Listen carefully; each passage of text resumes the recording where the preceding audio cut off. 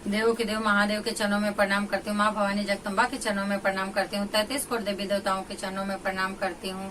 3 सूत्र बताने वाले हरिंदर भैया नीलम दीदी के चरणों में प्रणाम करती हूँ। सभी गुरु भाई सभी गुरु बहना के चरणों में प्रणाम करती हूँ। महादेव मेरा प्रणाम स्वीकार करे नाथ। तो गुरु भाई गुरु बहना, मैं आज प्रभु श्री रामचंद्र जी की कथा कहने जा रही हूँ और प्लीज कथा सुनिएगा। कैसा कथा लगेगा कमेंट बॉक्स में जरूर बताइएगा। पूरा कथा सुनेंगे तभी ज्ञान होगा। आधी अधूरी कथा सुनेंगे तो न तो कथा का ज्ञान मिलेगा न कथा का लाभ मिलेगा। इसके लिए प्लीज पूरी कथा सुनिएगा। कथा है प्रभु श्री रामचंद्र और लक्ष्मण जी की कथा है और एक मेढक का विलाप है। प्लीज सुनिएगा। भगवान श्री रामचंद्र जी और लक्ष्मण जी साथ में निकले थे घूमने के लिए। ये लोग घूम के आ रहे थे, तभी रास्ते में एक नदी पड़ी। तो लक्ष्मण जी बोले कि भैया चलो इसी नदी में स्नान करके तब चलते हैं। तभी प्रभु श्री रामचंद्र जी बोले हाँ लक्ष्मण चलो स्नान कर लेते हैं। तो चलते हैं। दोनों भाई के कंधे पे धनुष और बाण था। तभी धनुष बाण क्या किए कि कंधे से उतारे और उसी सरोवर के जो नदी का किनारा था वहाँ मिट्टी गीली पड़ी हुई थी।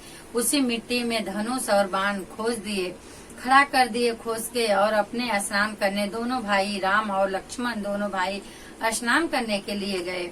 जब भी प्रभु श्री रामचंद्र जी स्नान करके और लक्ष्मण जी उनके साथ स्नान करके बाहर निकले, जब भी अपनी धनुष निकाले बाण निकाले तभी देखे कि उनके बाण में रक्त लगा हुआ था। तो लक्ष्मण बोले भैया ये कैसा अनजाने में कौन सा भूल हो गया, देखो किसी का तो रक्त लगा हुआ है इसमें। तभी प्रभु श्री रामचंद्र जी बोले ऐसे कैसे भूल हो गई लक्ष्मण, चलो खोदो देखो कौन सा जीव है, किसको चोट पहुंच गई। तभी लक्ष्मण और प्रभु श्री रामचंद्र जी मिट्टी हटाए तो देखे नीचे एक मेढक को उनके बाण उस मेढक पे धंसा हुआ था और उस मेढक का जो है प्राण निकल गया था, उसको लग गया था।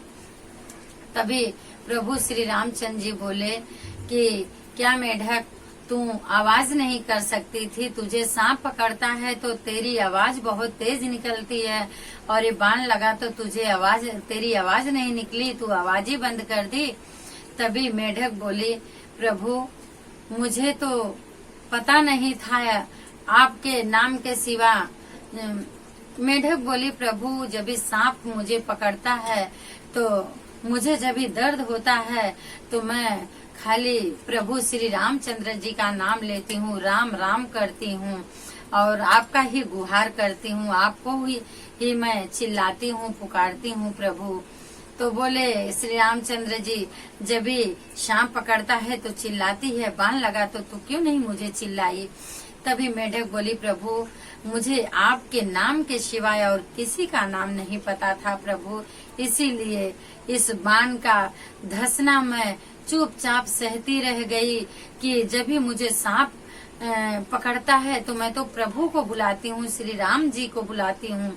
आज श्री राम जी का ही बाण मुझे चुभा है तो मैं किसको बुलाऊं, इसलिए मैं चुपचाप सहती ही रह गई।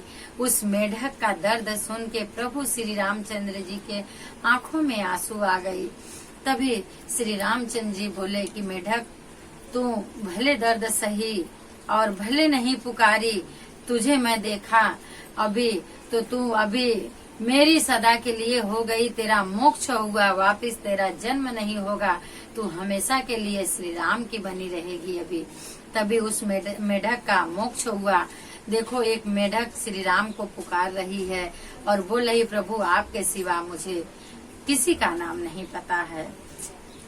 तो जब भी एक मेढक पुकार रही है तो हम इंसान भी प्रभु श्री राम का नाम का स्मरण और गुणगान करेंगे तो हमारी भी नैया पार हो जाएगी। तो बोलिए श्याम रामचंद्र भगवान की जय।